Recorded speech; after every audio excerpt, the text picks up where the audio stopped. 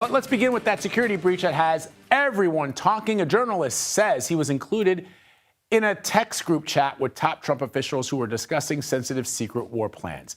The editor-in-chief of The Atlantic, Jeffrey Goldberg, published a piece yesterday. He says he was added to a chat on the commercial messaging app known as Signal, and that it happened earlier this month. Now, those in the group chat included the Secretary of Defense, Pete Hegseth, Vice President J.D. Vance, and National Security Advisor Mike Waltz, and a lot of other cabinet officials, the Secretary of State, the Director of National Intelligence. Now, Goldberg claims that the chat involved top U.S. officials discussing sensitive plans to attack Houthi targets in Yemen.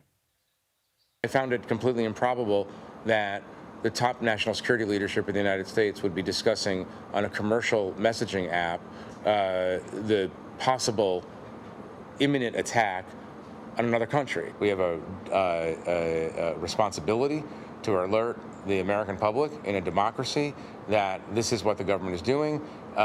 This is how the government is thinking about problems. And when you discover a massive security breach, it's our responsibility to report that.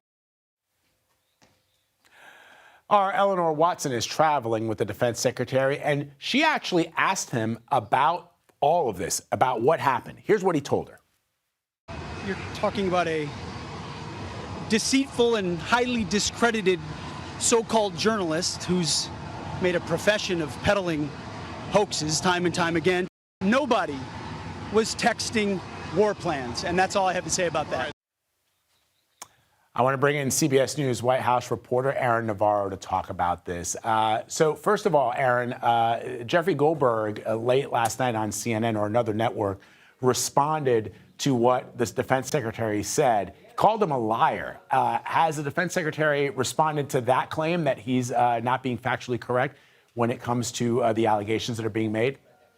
Yeah, we haven't heard yet from Secretary Hegseth, but even what he said is kind of in conflict with what came out of the National Security Council, who confirmed the message thread was authentic and kind of spun it as a, quote, demonstration of the deep and thoughtful policy coordination between senior officials. Again, that's their spin as the White House and the cabinet continue to play damage control. But I want to start with President Trump this morning, who told NBC in an interview that National Security Advisor Mike Waltz, quote, has learned a lesson and he's a good man. President Trump again told NBC that it's a non-issue and said it's, quote, a glitch in the last 2 months. We here at CBS News have been hearing some chatter amongst those who were already critics of Mike Waltz in the White House start to get in the president's ear, potentially about releasing him, asking him to resign, firing him. But White House Press Secretary Karoline Leavitt reiterated just minutes ago that Trump continues to have confidence in Waltz, who is reportedly the person that added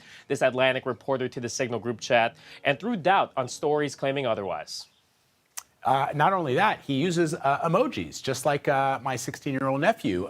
Fist bump, American flag, a fire. Right. The other thing, Aaron, there's this message from supposedly J.D. Vance, the vice president, essentially going against.